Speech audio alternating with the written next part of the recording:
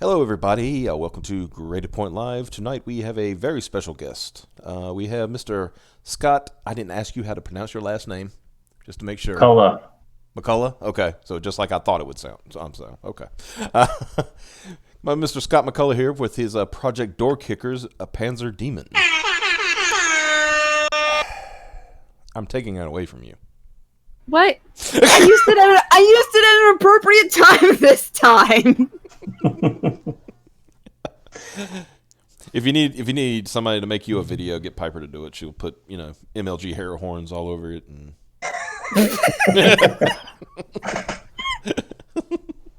Recorded off a cell phone mic. Yep. Like. Nice. Scott will be looking at this like none of this is appropriate, but I like it. But the finest Drek. Yeah. Anything to bring attention, right? Exactly right. Mm-hmm. Yeah. We're lucky she hasn't figured out how to pipe it through her mic, and only can do it over her cell phone because luckily she has a Mac, so it doesn't work. There's an app that I've seen that you can download, I think, for your Mac, where it literally gives you the whole like soundboard effects, and you can plug in all kinds of. Yeah, I'll make sure after I come off, I'll send her the link. Yes, please send her the link because that's exactly how I want to live the rest of my life. I mean, I will be done, so I won't have to live here. It's like carnage yes. in my wake. In a parting shot, I will make that. And the kitties are around. Yeah, Rapture says, "Do not give Piper ideas. Do not cease." Yeah, I love the all caps. Yeah. Yellow Lantern, don't give her ideas. They're all saying, "Don't give her ideas." They know this will be abused. Aside, Rapture, hope you're okay. Yeah, Retro, who is our one and only patron, he apparently passed out yesterday and it's possibly he has post what's it called, post concussion syndrome. So yeah, so we're looking out for you. Don't go pass out. Yeah, don't do that. Don't pass out on us anymore. That scares us. We like you. We need you to be able to renew your Patreon. Yeah, exactly. We need that. We need that $4 a month. That's why we're displaying his name at the top. It's like, okay, guys, this could be you. We could put your name up here too. Absolutely.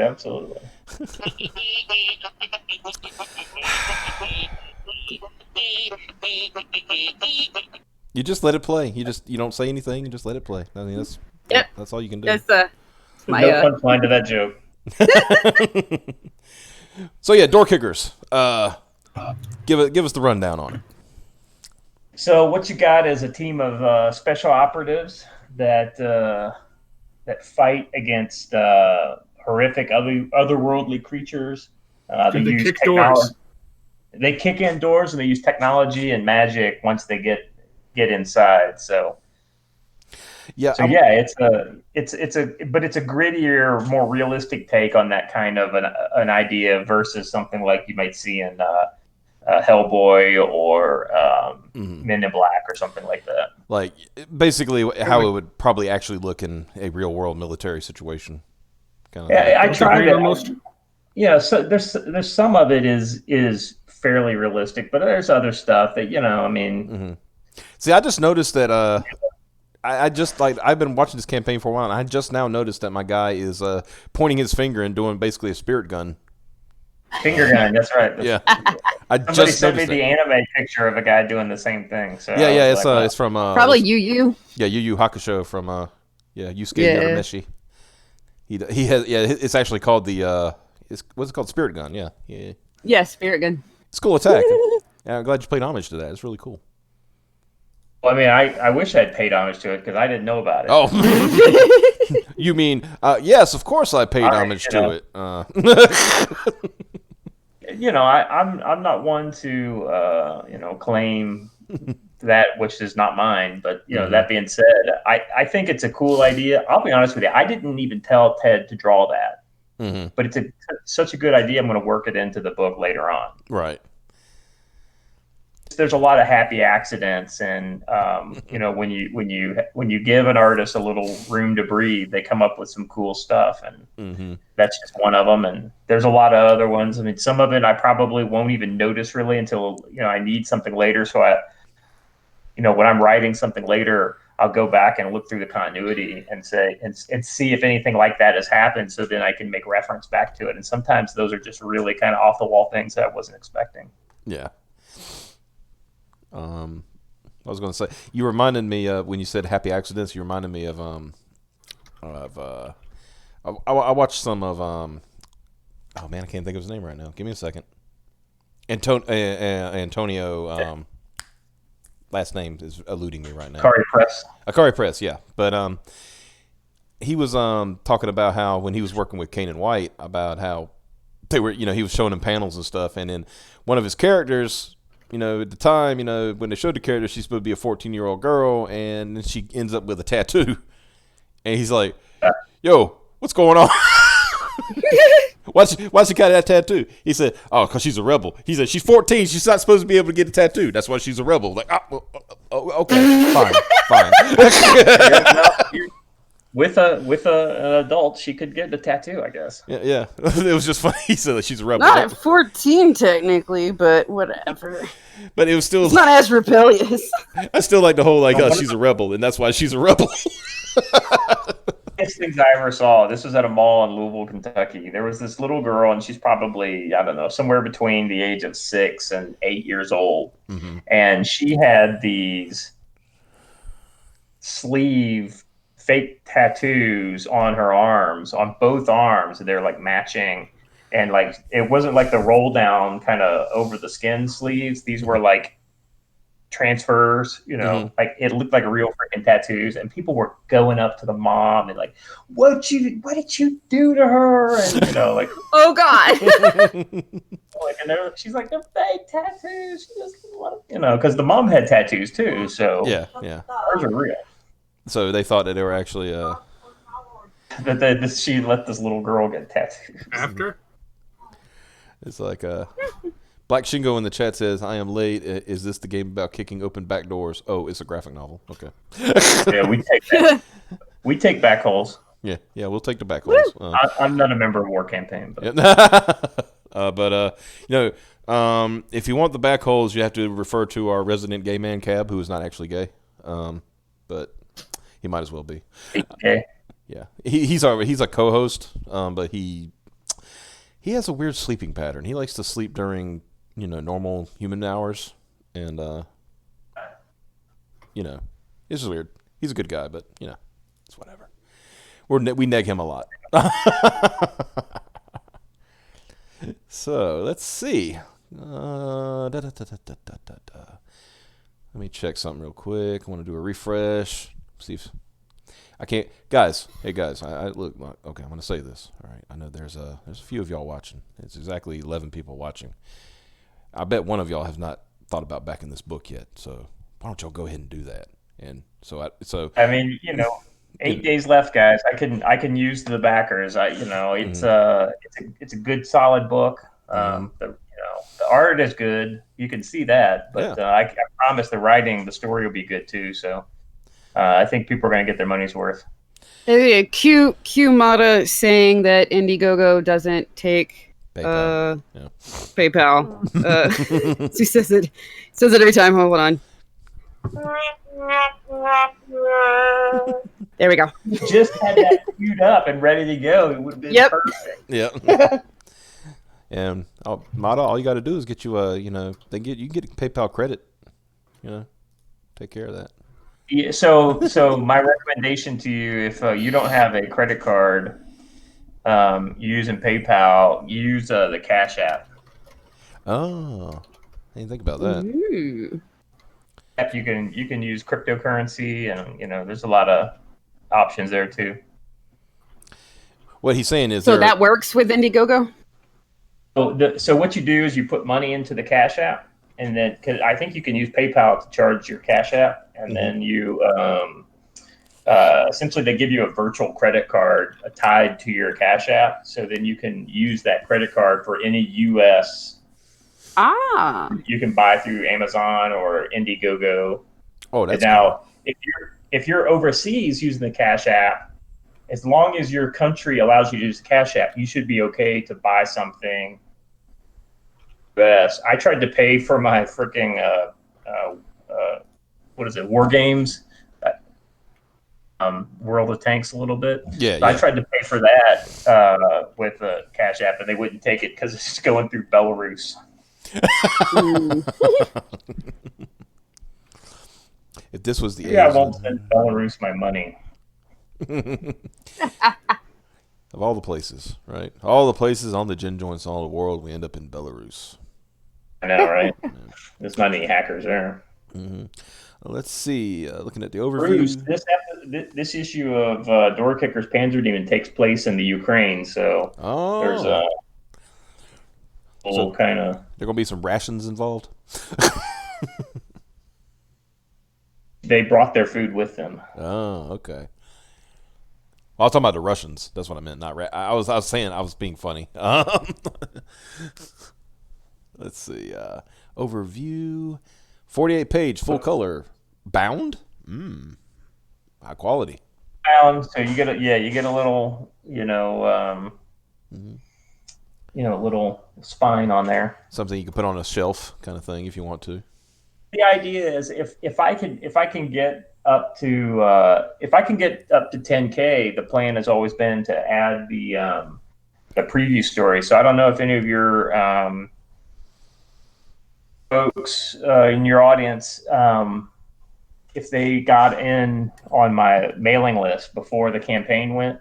But first of all, let me just say the mailing list is still open. So if you join the mailing list, you have access to the 10-page preview, and then you also get access to the secret tier. And I guess I could drop that. Let me drop that link into your chat. Mm-hmm. If you and so that's a good deal for anybody who's thinking about, if you want to get in, it's a significant discount over what you can get otherwise. If you want to just get the lowest price point, though, you're looking at the single issue, which is if you're overseas, it's $25 for the digital version, and that's with no shipping or anything. So that's the cheapest price point. But if you're going to get the physical book, either the Narwhal variant or the main cover by Ted Lehman, they're both $25 plus $10 shipping. Right. And yeah, I was going to mention that you had a cover by Narwhal, which I'll go back to that particular one. That looks nice. Yeah. That, I mean, if you can go back to that cover is sick. I just love his unique style. The colors are nice. It's something different. Yeah, his colors are great. Essentially, I think page 4. I think it's page 4. You see this guy burst into flames, and they move on to a different room while he still on. That's the guy with the big knife right there, and the guy with the spirit gun fight the.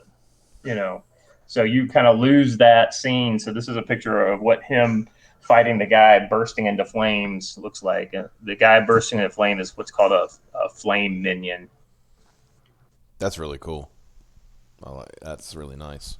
Essentially, it's like a spell's put on a guy, and anything. It's kind of like a booby trap. Anybody who tries to cast another spell on him without doing the correct thing triggers the ward, and the ward essentially turns him into this giant flaming berserker. And it's not like the Human Torch. I mean, the flames are actually coming from consuming his body. So it's a kind of a limited period of time before he just burns down to bone. Yeah, you can kind of see the bone structure in the flames here. I'm seeing right, that. right. Yeah, so essentially, he's burning out to nothing, and then but he's catching. You can see how Stillin's clothings are burning off of him.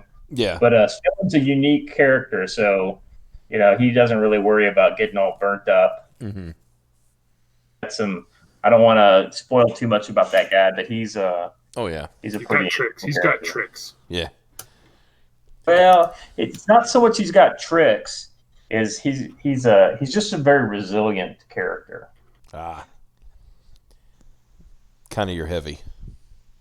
Would be a good. He's definitely my heavy, but Yeah. he's unique though. He's not like a brick that Mm-hmm. he's strong and takes a lot of punishment. Mm-hmm. I mean, if you blow Stillen up, I mean he's blown up, Right. and he's gone, but Right. he has the ability to come back. So. Oh yeah! Damn it, Piper. And I see you followed the John Malin advice of putting the page count right at the top because. Yeah, absolutely. I mean, I've been a real, I've been really studying those guys to see how they're doing all their campaigns. So it's always funny. Like when sometimes on his stream, he'll just like, even if it's somebody who hasn't been on his show yet, he'll like go and check out a random, Comicsgate Indiegogo, and he'll be going through it, and he's like, can't find a page count. He's just like very methodical. He's like, nope, don't see a page count here. Nope, don't see a page count here. I think it's really important that you explain to people what they're getting for their money. Right. Exactly. And now just because there's a 48-page story doesn't mean there's not going to be other things. Yeah, exactly. You're There's specifying things that I haven't. Yeah, I would say you're specifying that you're getting at least a 48-page story, but there's going to be more stuff. Absolutely. Yeah. Absolutely. Exactly. So. I mean, because some people say like 48 pages, they think that's all the pages in the book. I was like, that's not what they're meaning. They're just saying So like I'm probably going to do like a page of kind of like I'll probably have somebody write a like a foreword or something like that. Mm-hmm. You can. And so I'll have some stuff afterwards, and I've got some character pages that I'm probably going to put in that look like the old Marvel handbook to the official handbook to the Marvel universe. Where you got the image of the character and then like kind of their background. So I'll probably give some info like that and little things to add some value to the book. Right. Because let me look here. That's the better look at Narwhal's cover. I remember his style is one that you can you can really grow on you real quick. Because when I first saw Earthbound, I was like, I don't know, and then I started looking. I was like, okay, I dig it, kind of thing. So for me, the thing, it's not that he can't do detail and stuff, right? But the thing that he just does almost better than anybody in Comicsgate is that kind of dynamic moment of action. Yeah, yeah. And he does it in a way that's like, I could see this as just a clip from a. It feels like an animation cell, like it's getting ready to, it's like you're paused on a movie, an animated movie, and you're getting ready to play exactly it. Right. Yeah. Yeah. That's what his like style. That's a feels good like. description. Yeah. Yeah. That's really good. And I'm just scrolling down, looking. Oh, you got some. Oh yeah, let me go back up real quick because I want to go over. So you got, of course, written by you, art by Ian Waryanto. Waryanto, is that spelling? Waryanto, yeah. Colors by Farah. Normaliza. Thank you. And oh my God, I'm shocked. You gave Eric Weathers work. That guy has to be the hardest working man in Comicsgate because he's. He does good work, and he did one of the character drawings that that I'm going to include, and so his art is just as good as his letters. So I mean, I saw like him like showing off his art one time. I was like, dude, why don't you, I was thinking to myself, why don't you do your own comic kind of thing? Well, he's got Flying Fortress, which I think that's is right. Really smart. I forget release that. Yeah, I forget he has Flying Fortress. Yeah, because is a remaster of. And then he's got Operation Zephyr coming out. Mm-hmm. Probably I think this fall. Mm-hmm. But he really works on. He really does some lettering. Seems like we've probably covered. I would say 15 campaigns, and like I would say at least 10 of those have had his lettering. Yeah. Yeah. No, I mean, and he's done some pretty big ones too. So it's not like it just put some pikers. Right. Exactly. Yeah. And drop the link for the mailing list. So if you join the mailing list today, you get until the end of the campaign, you get access to the 10-page preview, which is it's a professionally done preview comic of a different adventure, and it's actually shows you how Bill, the team leader, meets the actual Doorkickers. It's a pretty good little story. It kind of gives you a feel for the type of stuff that I do, and then you also get access to that secret perk, which is a good discount if you're looking to get both covers or something like that. Yeah, I see you joined the mailing list, but I don't see the link. If you want, pop the link in here in Discord, and I'll put it in there. So, cause sometimes they don't show up in chat. I don't know why. Okay, I'll put it in the Discord here. Yeah, I want to make sure everybody gets it. Mailing lists have become. It's funny because like you think mailing lists, like here we go. Yeah, there we go. Yeah, you got it. Yeah, I got it. You think like we're in a current year, mailing lists, come on, and then you realize those are actually like very effective. Look at Clint from Sweetcast. That was basically the backbone of his camp. Piper. I said I was going to do it, and I'm going to do it anyway. You can do it too. Yeah, I was going to say, you can do it too. Piper jumped, dude. She's rolling all over me. Look at this. But yeah, mailing lists are very effective. I didn't think they would be. I remember when Clint was talking about it, I was like, yeah. So I was like, what mailing list? Come on, Clint. I don't think that's going to. And then, well, it worked out. And hello, Scott, you didn't meet. This is Xavier. I don't know why he's showing up late, but I'm sorry. I set my alarm so that I would wake up when it was time for the show, and then no one was there. And when I came to, it was 10:20. Scott, this is Xavier. Xavier Scott. Scott is talking about his campaign, Doorkickers. You're good to meet you. Yeah. Cool. I'm gonna be a little quiet at first. I'm gonna go over your campaign, make sure I get caught up. You got the link to it and everything? Yeah, it's here. All right. Yeah, you sound like you've been So just to kind of God damn it. But go ahead, Scott. Sorry. I was going to say one of the things that I think is important, and I was actually talking on Twitter with somebody today, is I wanted to make sure that I had the actual first 6 pages with the letters, with the colors, with everything put together, so you had the ability to actually read a little snippet of the book. And once it gets funded, work, and he's going to start churning out pages. And so, as long as once it gets funded, then I can go in demand, and I'm going to keep adding pages. Campaign, so probably up to the first half of the book. So, as far as it, because I kind of agree with EVS, and it's like people have bought this already.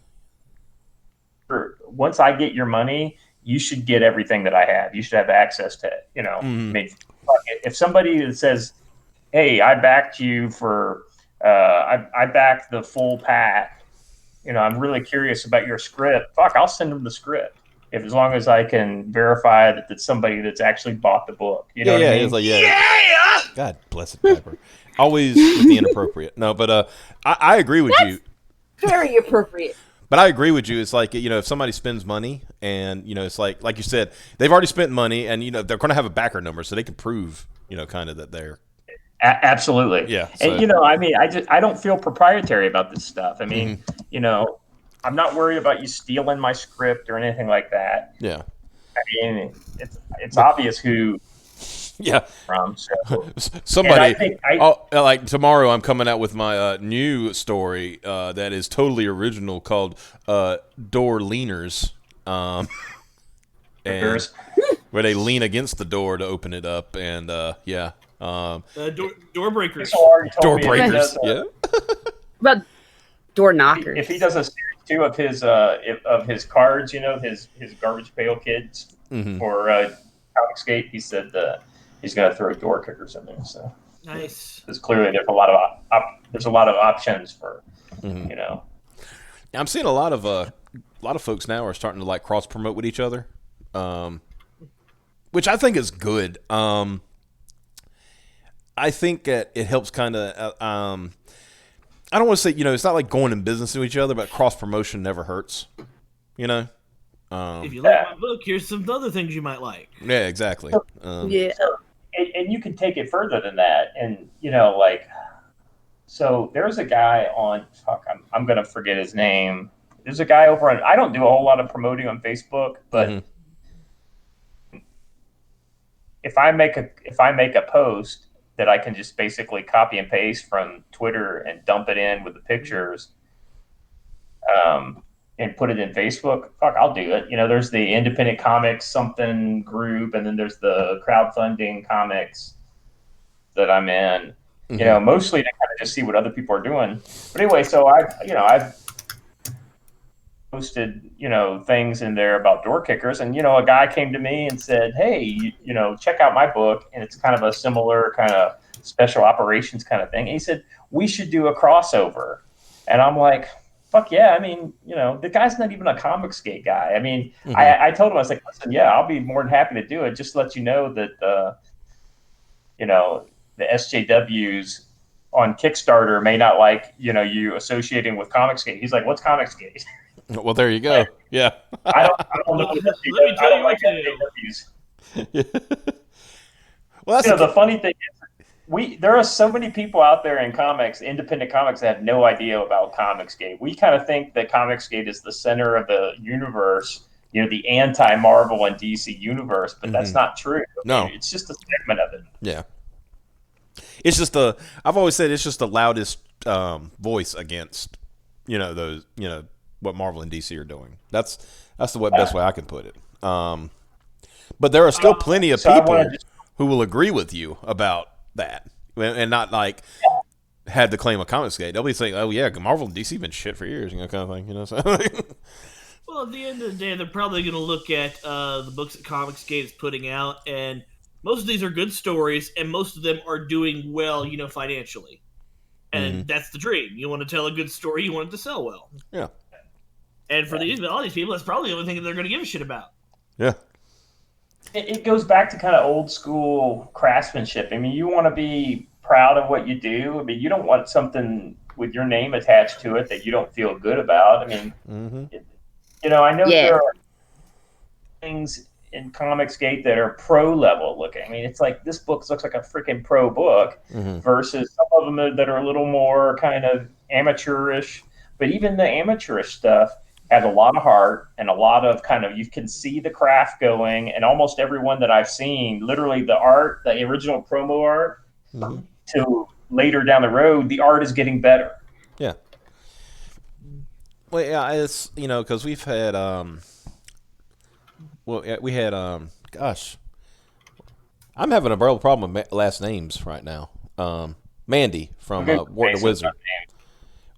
Mandy with Wart the Wizard. We had her on a few weeks ago, and she's awesome. Yeah, she's really sweet. And I had somebody DM me after I had her on the show and say, "Yeah, what's the deal with her?" I'm like, "Oh, she's just kind of cool." She says, "Yeah, but the art doesn't look all that great." I'm like, "But she's doing the art. It's just all her, right?" And I said, and I told him straight. And I told the guy straight up. I was like, "Look, this is for you. You don't have to." It's not like it's a mandate that you have to put money into it. You know what I mean? So that's kind of it, right? YouTube folks I mean, people buy EVS's book because the art's sick. I mean, let's Yeah. not get it twisted. It's sick. Yeah. Yeah. But we also know him. I mean, he's on, because so he could do something that's not super sick, like a Vampira on a book that I'm never going to read. Mm-hmm. Time, or it's just not up my wheelhouse of the kind of stuff. But you still buy it because, hey, I know EVS. I support EVS. I want to, be part of what, and so that's part of it. You get to know these personalities through YouTube, and they become part of your circle. Right. You have the ability to interact with them. So, like, he reads your super chats. He sees you in the chats.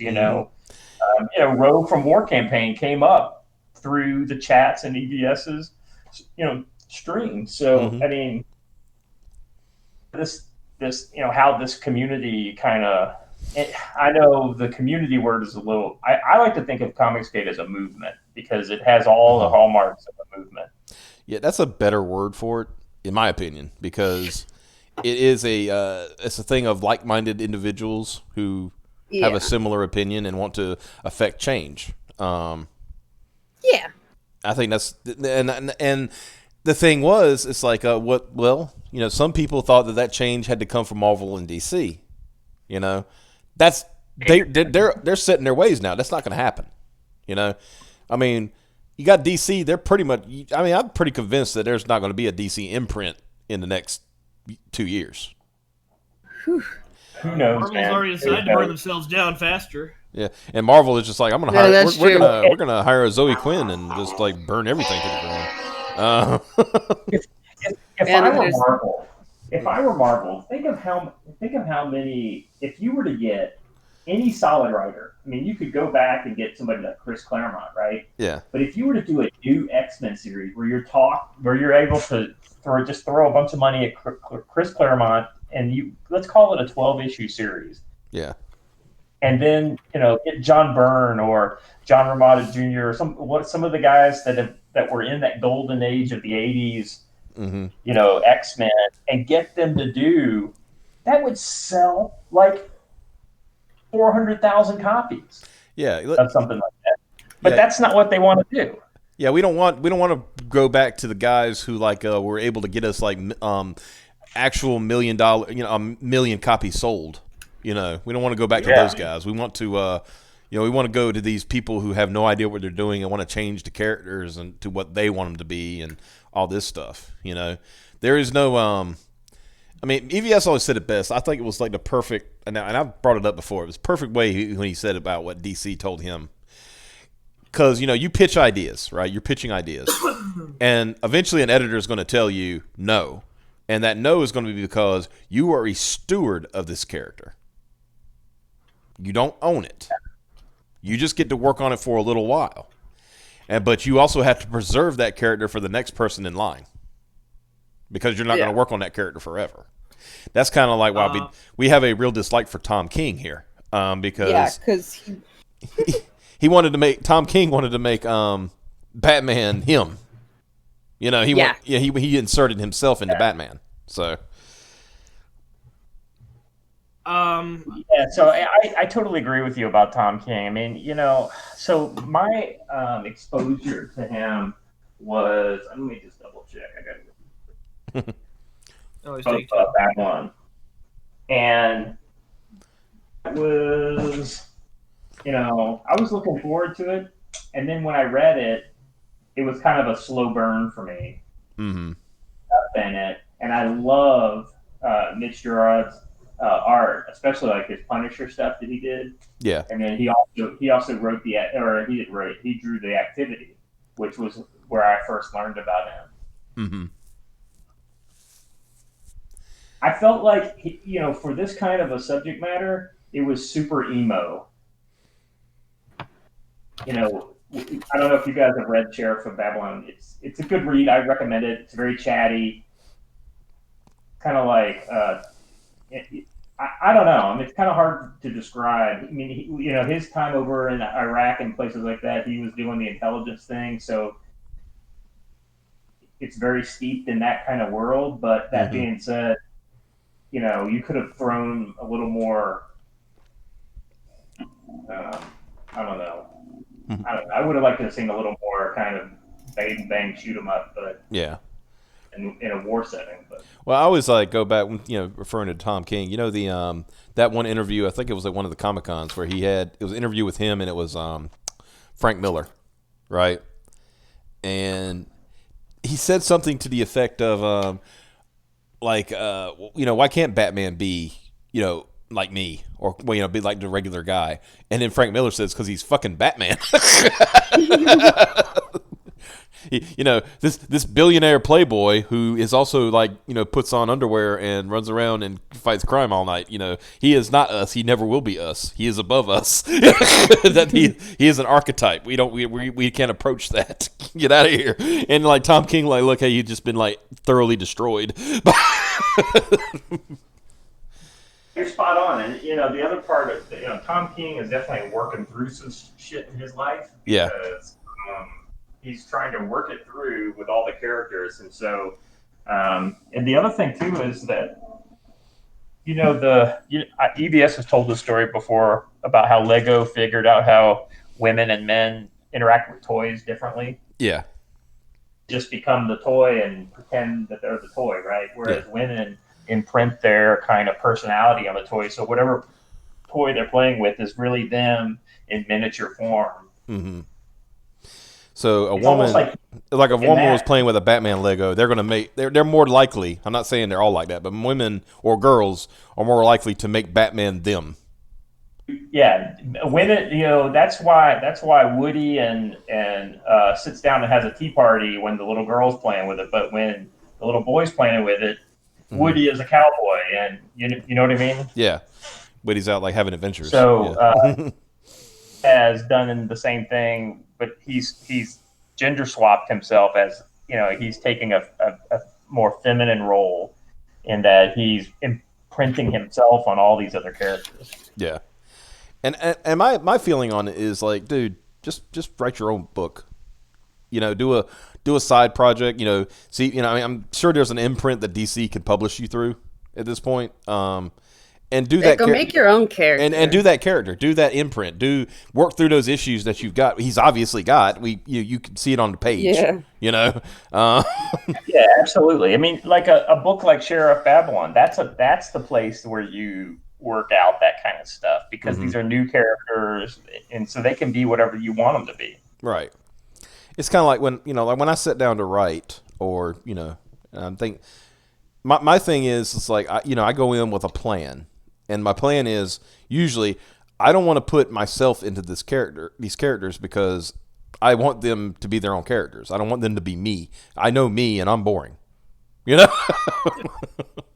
So I know the feeling. Yeah, it's I'm kind of a boring guy. I'm not very interesting. I don't think that would make for a very good comic book.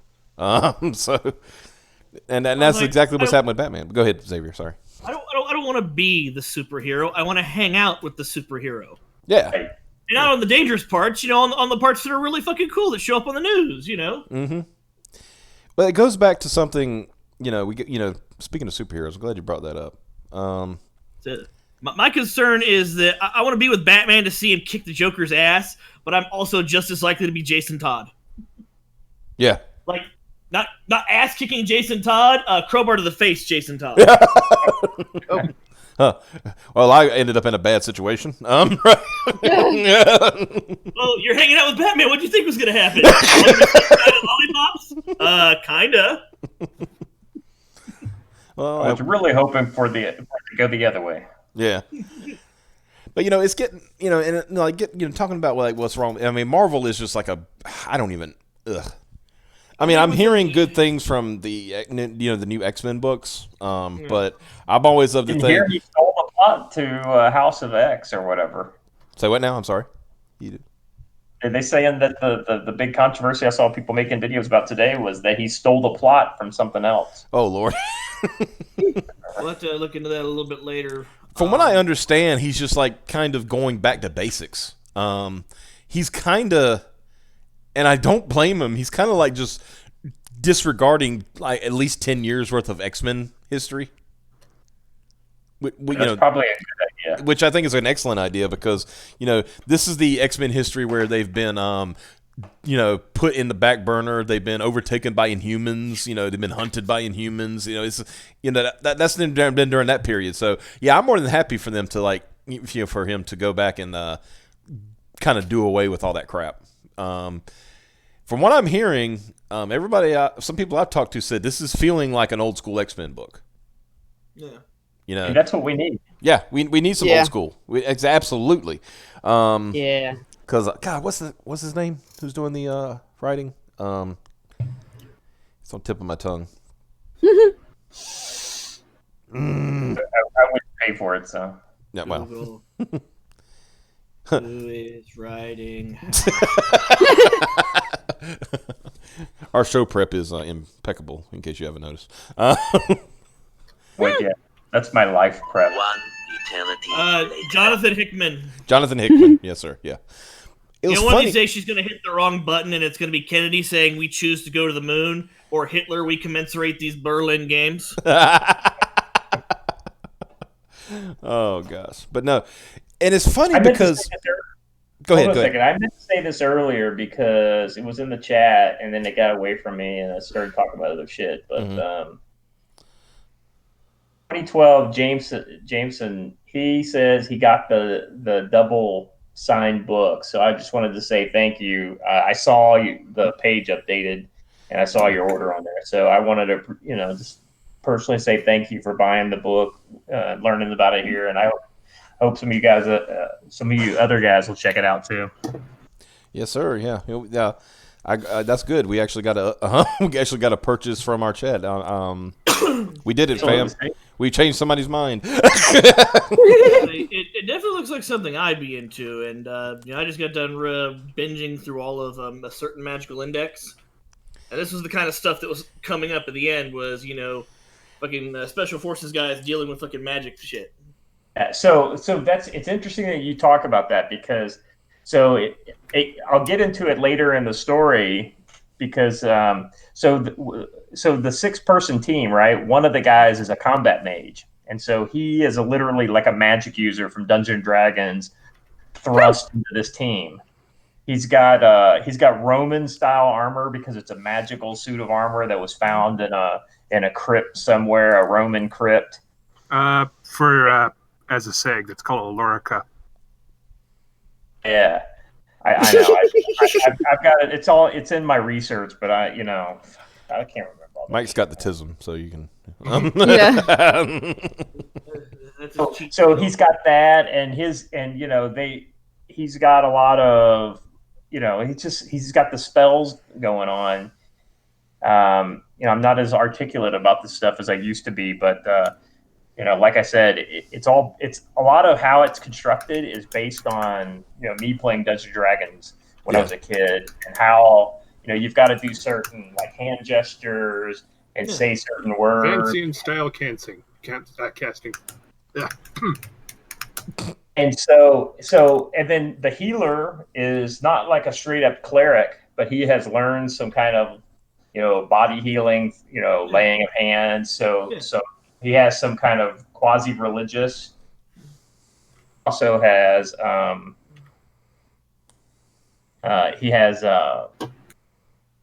say like potions and more kind of equipment-based healing. So there's a lot of that kind of stuff thrown in there. The healer he also carries the extra ammo for their freaking. Because he's got a rucksack of holding, so they can put a lot of weight and gear into his rucksack. So it's like that. The kind of like if imagine how valuable having a endless backpack is. That you reach in and think about what you're getting out, and it automatically comes to your hand. So I used to have one of those green duffels, and they kind of are duffels of holding. You were surprised at how much you can get in there and get that some bitch. Let me just tell you this. I've actually carried those on my back when I felt like I did have half the army in it, and it was.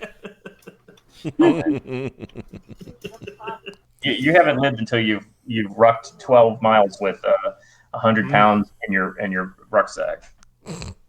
No, we were lucky. That was we didn't have to do that. I think the closest we had to do was carry all our mop gear to Beast Week. Well, I mean, the EIB standard for the ruck march is a 12-mile ruck march in 3 hours with a 35-pound ruck, and then you've got your other gear and your weapon as well. But it gets a lot heavier. In other situations. You got to realize here, Xavier was he was in the Air Force, so he was doing a lot of sitting. So they have nice chairs in there. Hey, somebody's got to sit in those chairs. The reason I know this is because got the leftover chairs from the Air Force has stenciled on them. Well, I joke with him, and I appreciate his service too. But it's just like I joke with him because I did ROTC when I was in high school, and it was Air Force, and really all of, and usually ROTC. If you've ever been in ROTC, it's usually they're trying to recruit you at the same time, to kind of as soon as you get out, go ahead and enlist or go to the military, one of the military colleges, kind of thing. So our instructor. The major, he was just all like, "Well, let me tell you about the Air Force. You literally have to do nothing. Wait a minute. you sit and you look at a computer screen. That's what Air Force does." I'm like, this doesn't sound right. I was in fuel, so I at least had an important job in the Air Force. Mm-hmm. Except for when I deployed to security forces. So EOD, I'm a huge fan of you guys' work and how I got to experience it every single day when I was deployed. I tell you, my jobs went in this order, right? So back in the 90s, I was enlisted in the National Guard, and I was a tanker, so M1 tanks. Now that was a fun job. Oh. Especially fun as National Guard because you don't have to do all the you just get to do the fun stuff, right? Later, I came in as an officer, and I was an infantry officer. Now, that is the best job I've ever done in my life. It's so fulfilling. Great soldiers, great leaders. Everything was awesome, right? But then, after doing that for a little while, I decided I needed a break. So I became a public affairs officer. Now, that easy jobs, man. It's like you're public affairs. You're literally that guy that says nothing to see here, nothing to see here. Move on. In general, what to tell the media. Tell them to say nothing to see here. Okay. Public affairs. The base I was stationed at, they had that, but mostly it was the local video editor for AFN.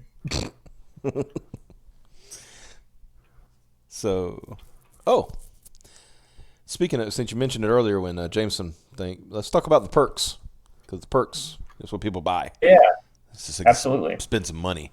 So the featured perk. Is the Bose cover. So that's the one I recommend. It's the best value for money.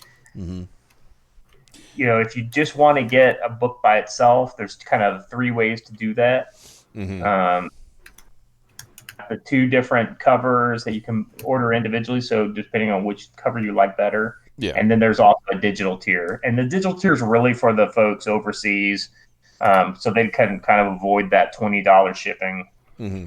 So you kind of like for overseas people, it's like probably a good idea to do the digital, which I think. I mean, I try not to associate with the controversial and evil war campaign too much, but Ro really suggested it.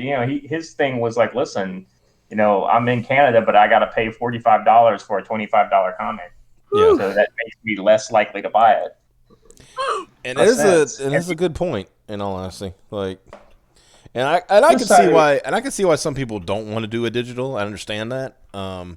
Because traditional and stuff like that, but I don't have a problem with people offering, because I'm looking at, and the one thing I'm going to say just for a kind of like touch on it was that when you showed the digital one, you showed it on like on a tablet.